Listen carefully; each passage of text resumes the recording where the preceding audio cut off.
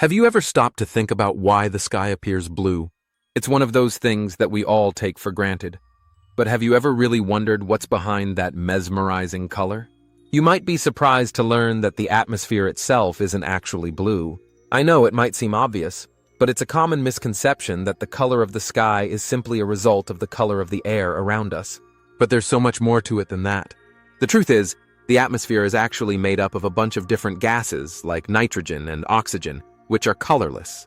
The key to unlocking this mystery lies in the way that light interacts with the atmosphere. When sunlight enters the Earth's atmosphere, it's made up of all the colors of the rainbow. But as it travels through the air, something happens that changes the way we perceive it.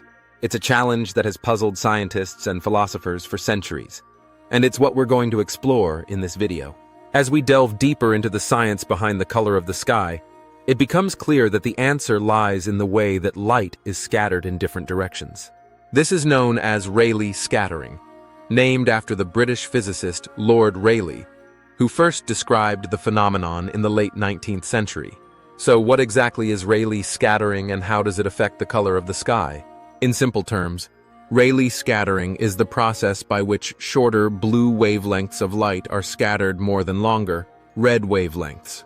This means that as sunlight travels through the atmosphere, the blue light is bounced around in all directions, while the red light continues to travel in a straight line, reaching our eyes from a more direct path.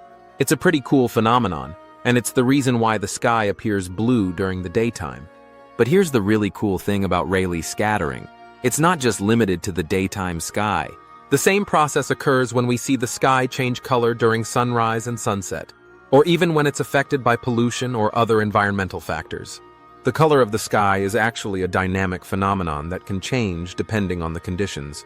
By understanding Rayleigh scattering, we can gain a deeper appreciation for the science behind this amazing display of color. So, next time you gaze up at a brilliant blue sky, remember the incredible science that's behind it. Thanks for joining me on this journey into the world of light scattering and the color of the sky. If you've got a favorite sky moment that you'd love to share, or if you've got a science question that you'd like to see answered in a future video, be sure to leave a comment below.